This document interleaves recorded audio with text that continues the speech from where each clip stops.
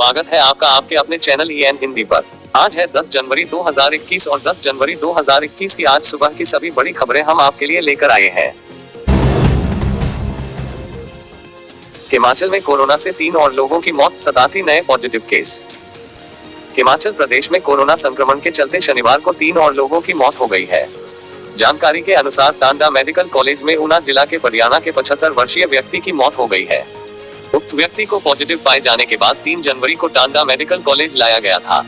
IGMC Shimla में रेणुका जी सिरमौर के रहने वाले 69 वर्षीय व्यक्ति की मौत हुई, जिसे 1 जनवरी को पॉजिटिव पाया गया था। वहीं आईजीएमसी में ही कसौली की रहने वाली 58 वर्षीय महिला की मौत हो गई है। उक्त महिला को 7 जनवरी को पॉजिटिव पाया गया है। शनिवार को 3 मौतों के बाद प्रदेश में अब कोरोना से जान गंवाने वालों का आंकड़ा 949 पहुंच गया है।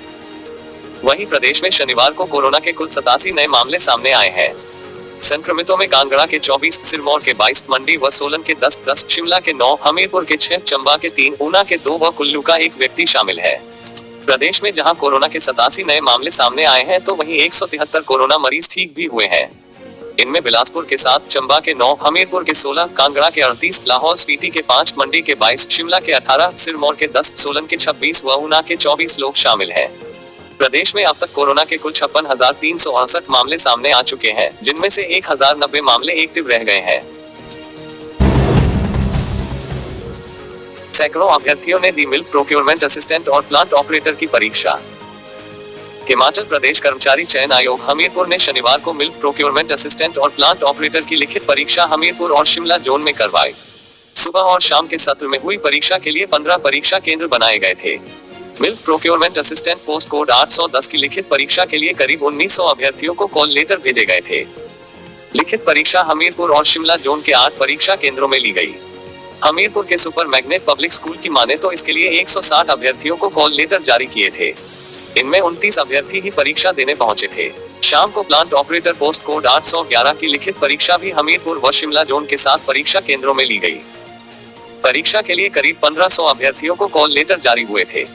सुपर मैग्नेट स्कूल हमीरपुर में 160 अभ्यर्थियों को कॉल लेटर जारी हुए थे। इनमें 74 अभ्यर्थियों ने परीक्षा दी। प्रदेश कर्मचारी चयन आयोग हमीरपुर के सचिव डॉक्टर जितेंद्र कंवर ने बताया कि दोनों पोस्ट कोड की लिखित परीक्षा हमीरपुर व शिमला जोन में ली गई। परीक्षा शांतिपूर्ण ढंग से हुई। हिमाचल में 15 जनवरी तक मौसम साफ, 3 डिग्री चढ़ा अधिकतम तापमान। हिमाचल प्रदेश में 15 जनवरी तक मौसम साफ रहेगा। पूरे प्रदेश में इस दौरान धूप खिलने का पूर्वानुमान है। शनिवार को राजधानी शिमला सहित प्रदेश के अधिकांश क्षेत्रों में मौसम साफ रहा। अधिकतम तापमान में सामान्य से 3 डिग्री की बढ़ोतरी दर्ज हुई। अगले सप्ताह लोहड़ी और मकर संक्रांति के अवसर पर भी प्रदेश में मौसम साफ रहेगा। शनिवार को कांगड़ा में अधिकतम तापमान 22.3, धर्मशाला, बिलासपुर, सुंदरनगर में 22.0, हमीरपुर में 21.7, बुंतर में 20.6, ऊना में 19.7, नाहन में 19.3, चंबा में 17.6, शिमला में 16.9, कल्पा में 11.5, डलहौजी में 6.4 और केलांग में 6.0 डिग्री सेल्सियस रिकॉर्ड हुआ। हिमाचल पैराग्लाइडिंग साइट बिलिंग से उड़ान भरने के बाद दिल्ली का पायलट लापता। हिमाचल प्रदेश के कांगड़ा जिले स्थित पैराग्लाइडिंग के लिए विश्व प्रसिद्ध बीड़ बिलिंग घाटी से उड़ान भरने वाला 45 वर्षीय पायलट रोहित वदुरिया लापता हो गया है। शुक्रवार को बिलिंग स्थित टेक ऑफ पॉइंट से उड़ान भरने वाले पायलट रोहित के देर रात तक घर न पहुंचने पर शनिवार सुबह उसके परिजनों ने हेलीकॉप्टर से सर्च अभियान शुरू किया। धर्मशाला से लेकर बिलिंग तक क्षेत्र में चले सर्च अभियान में पायलट का कुछ भी पता नहीं चल सका है। रविवार को फिर से तलाश के लिए हेलीकॉप्टर से सर्च अभियान चलाया जाएगा। दिल्ली के द्वारका निवासी रोहित वदुरिया पुत्र गोकर्ण वदुरिया पिछले 7-8 वर्षों से बीड़ के चौगान में पत्नी और बच्चों के साथ ही रह रहे हैं। पिछले 3 वर्षों से सोलो के रूप में कम दूरी की उड़ानें भर रहे हैं। शुक्रवार को करीब 1:30 बजे दोपहर को बिलिंग से उड़ान भरकर पायलट रोहित को अन्य पायलटों ने बिग फेस की पहाड़ियों और उतराला गांव के ऊपर जालसू जोत की तरफ जाते देखा है। राहुल अपने साथ रेडियो नहीं लेकर गया है। इसी के चलते उससे किसी भी प्रकार का संपर्क नहीं हो सका है। एसडीएम छवि नांटा ने बताया कि बिलिंग से सोलो उड़ानों पर रोक है। मामले की जांच की जाएगी। रिपोर्ट उच्च अधिकारियों को दे दी गई है। रविवार को फिर से सर्च अभियान चलाया जाएगा। कायदे कानून और नियम नहीं मानती है जयराम सरकार, राठौर। हिमाचल प्रदेश कांग्रेस ने भाजपा सरकार पर कायदे कानून और नियम न मानने के आरोप लगाए हैं। कांग्रेस प्रदेश अध्यक्ष कुलदीप सिंह ने कहा कि हेरिटेज स्थानों पर किसी तरह से होर्डिंग्स लगाने पर कोर्ट ने प्रतिबंध लगाया है। बावजूद इसके सरकार और भाजपा प्रदेश अध्यक्ष के बड़े बड़े होर्डिंग शिमला शहर और प्रदेश के अन्य स्थानों पर लगे हुए हैं। मामले को लेकर जब कांग्रेस ने शिकायत की तो उसके बाद होर्डिंग्स को हटाया गया। सरकार नगर निकायों के चुनाव को भी प्रभावित करने की कोशिश कर रही है और सरकारी मशीनरी का दुरुपयोग भी किया जा रहा है। कांग्रेस ने नगर निकायों के चुनाव के लिए बनाए गए पोलिंग स्टेशन की निगरानी के लिए ऑब्जर्वरों की तैनाती कर दी है ताकि सरकार लोगों को प्रभावित न कर सके। HPU का कारनामा, ABVP के लोगों के साथ ही जारी कर the official notification. Himachal Pradesh विश्वविद्यालय का हैरान कर देने वाला कारनामा सामने आया है। विवि की ऑफिशियल अधिसूचना को ABVP के वाटरमार्क लोगों के साथ जारी कर दिया गया है। इससे अन्य छात्र संगठन भड़क गए हैं। इस मामले में शनिवार को NSUI ने पत्रकार वार्ता कर मामले की जांच की मांग की। साथ ही कहा कि जिस स्तर पर भी यह चूक हुई है उसका पता लगाकर जिम्मेदार अधिकारियों और कर्मचारियों के खिलाफ कड़ी कार्रवाई की जाए। NSUI की विवि इकाई के अध्यक्ष प्रवीण मिन्हास ने विश्वविद्यालय का भगवाकरण करने का आरोप लगाया। कहा कि ऑफिशियल साइट पर जारी बीएड के काउंसलिंग शेड्यूल में कैसे अखिल भारतीय विद्यार्थी परिषद का लोगो लगा है। काउंसलिंग शेड्यूल तो विवि प्रशासन ने अपलोड किया है। उन्होंने कहा कि सोशल मीडिया में मामला सामने आने के बाद बीती शुक्रवार रात को करीब 11 बजे ABVP के लोगो वाली अधिसूचना हटाकर उसकी जगह बिना लोगो वाली बीएड काउंसलिंग के शेड्यूल की नोटिफिकेशन अपलोड की। उन्होंने कहा कि इससे साबित होता है विवि की ओर से एक विचारधारा को प्रमोट करने की कोशिश की जा रही है। ट्रैक्टर सब्सिडी के नाम पर घोटाले की होगी जांच, हाई कोर्ट ने दिए निर्देश। हिमाचल प्रदेश उच्च न्यायालय ने सब्सिडी के नाम पर किए गए घोटाले की जांच करने के आदेश SDM घुमारवीं को जारी किए हैं। न्यायाधीश तरलोक सिंह चौहान और न्यायाधीश ज्योत्सना रिवाल दुआ की खंडपीठ ने 6 सप्ताह के भीतर जांच रिपोर्ट न्यायालय के समक्ष दाखिल करने के आदेश दिए हैं। प्रार्थी ने न्यायालय के समक्ष यह दलील दी थी कि प्रतिवादी सरकार ट्रैक्टर पर सब्सिडी देने के मामले में पिक एंड चूज की नीति अपना रही है। उसे इस आधार पर सब्सिडी देने के लिए मना किया गया कि उसके पास पहले से ही एक ट्रैक्टर है और वह राज्य सरकार के दिशा निर्देशों के अनुसार सब्सिडी लेने का हकदार नहीं है। अन्य समान वाली स्थिति वाले कई व्यक्ति भी हैं जिन्हें सब्सिडी दे दी गई। प्रार्थी ने इसी तरह के लोगों की उनके ट्रैक्टर के पंजीकरण के साथ सूची न्यायालय के समक्ष रखी। इन परिस्थितियों में न्यायालय ने उस सच्चाई को महसूस किया जिसे जानने की जरूरत थी। इसलिए न्यायालय ने SDM घुमारवीं को यह निर्देशित करना उचित समझा कि वह शिकायतकर्ता और सभी हितधारक आरोपियों को शामिल करने के बाद मामले की विस्तृत जांच करें और 6 सप्ताह की अवधि के भीतर न्यायालय में अपनी रिपोर्ट प्रस्तुत करें। कोर्ट ने पिछली सुनवाई के दौरान मामले से जुड़ा तमाम रिकॉर्ड मंगाया था, लेकिन प्रतिवादी केवल किसानों के आवेदन फॉर्म के साथ लगे शपथ पत्र ही न्यायालय के समक्ष पेश कर पाए। किसी भी रिपोर्ट को पेश नहीं किया गया जिसकी जांच इन शपथ पत्रों की सामग्री की शुद्धता और सत्यता करने के लिए फील्ड एजेंसी की ओर से की गई हो।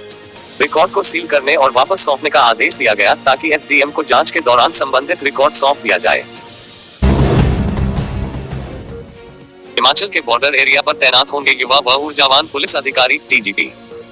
प्रदेश के सीमांत जिलों में अब युवा व ऊर्जावान पुलिस अधिकारी तैनात होंगे। यह निर्णय पुलिस विभाग ने इसलिए लिया है कि इन एरिया में काम बहुत ही ज्यादा संवेदनशील व खतरनाक होता है। यहाँ पर हर दम ऐसे अधिकारी चाहिए जो कि युवा, तकनीक से दक्ष व ऊर्जावान है। यह जिले पंजाब, उत्तराखंड व हरियाणा की सीमा के साथ सटे हैं। इनमें सिरमौर, सोलन, बद्दी, कांगड़ा व चंबा शामिल है। औद्योगिक संगठनों से बातचीत के दौरान DGP संजय कुंडू ने यह बात कही। उन्होंने कहा कि प्रदेश के जितने भी सीमांत जिले हैं उसमें समस्याएं व अपराध भी अलग है। चाहे चोरी डकैती हो, नशा तस्करी या खनन या अन्य कोई अपराध धंधा यहाँ पर जल्दी पनपता है क्योंकि इस क्षेत्र में बाहरी व प्रवासी आबादी ज्यादा मात्रा में होती है। उन्होंने कहा कि अपराधी कोई भी क्राइम करके दूसरे राज्यों में चला जाता है और पुलिस के पास कोई साक्ष्य नहीं बचता। अगर बचता है तो अपराधी का कोई रिकॉर्ड नहीं होता। सीमांत जिलों में सर्वाधिक शिकायतें खनन की होती हम और नदियां होने के कारण दूसरे सूबे में आने के एक नहीं बल्कि अनेक रास्ते होते हैं। हर चोर रास्ते पर चेक पोस्ट बनाना भी संभव नहीं होता। इन एरिया में जहां पुलिस लगातार गश्त पर रहती है और अपराधों के कारण यहां पर तैनात अधिकारी को दिन रात ड्यूटी पर रहना पड़ता है। इसलिए पुलिस विभाग ने तय किया है कि सीमांत व बॉर्डर एरिया में अब युवा व तकनीक से दक्ष ऊर्जावान अधिकारी व कर्मचारी तैनात होंगे। बद्दी दौरे पर आए पुलिस महानिदेशक संजय ने बताया कि अब अधिकांश बॉर्डर जिलों में विभाग ने युवा व ऊर्जावान अधिकारी व कर्मचारी तैनात होंगे। उन्होंने बताया कि कई जिलों में यह प्रयोग किया गया जो कि सफल रहा। उन्होंने कहा कि युवा अधिकारी सामान्य अधिकारी की बजाय ज्यादा काम कर सकता है। चूंकि पुलिस का काम 24 घंटे का है इसलिए युवा व ऊर्जावान अफसर होंगे तो क्राइम रोकने में ज्यादा कारगर होंगे। इस मौके पर SP Rohit Malpani, ASP Narendra, DSP headquarter Sahil Arora, DSP Navdeep, BBNIA के अध्यक्ष संजय अरोड़ा, दवा उत्पादक संघ के अध्यक्ष राजेश गुप्ता, लघु उद्योग संघ के राजीव कंसल समेत अन्य लोग उपस्थित थे। दर्दनाक हादसा, 400 मीटर गहरी खाई में गिरी बोलेरो, 2 नाबालिगों सहित 3 की मौत। गिरिपार क्षेत्र के कांडो भटनोल में एक बोलेरो कैंपर के गहरी खाई में गिर जाने से 2 नाबालिग सहित 3 युवकों की दर्दनाक मौत हो गई, जबकि एक युवक गंभीर रूप से घायल हो गया है। पुलिस ने हादसे को लेकर मामला दर्ज कर जांच शुरू कर दी है। प्राप्त जानकारी के अनुसार शनिवार देर शाम को बोलेरो कैंपर HP 85-0181 में सवार होकर 4 युवक शिलाई से कांडो भटनोल की तरफ जा रहे थे कि बागना के पास गाड़ी अनियंत्रित होकर 400 मीटर गहरी खाई में जा गिरी।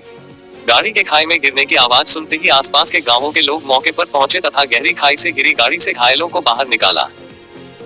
बता दें कि हादसे के दौरान रोहन 15 पुत्र शामो निवासी बोहल, निखिल 16 पुत्र नीटू निवासी बोहल ने मौके पर ही दम तोड़ चुके थे, जबकि गोलू 22 निवासी बागना ने शिलाई अस्पताल में दम तोड़ा। वहीं प्रियांशु 15 पुत्र सूरत सिंह निवासी बोहल को गंभीर अवस्था में उपचार के बाद शिलाई अस्पताल से नाहन के लिए रेफर कर दिया गया है। हादसे की सूचना मिलते ही शिलाई पुलिस टीम घटनास्थल पर पहुंचकर जांच में जुट गई है तथा मामला दर्ज कर लिया है।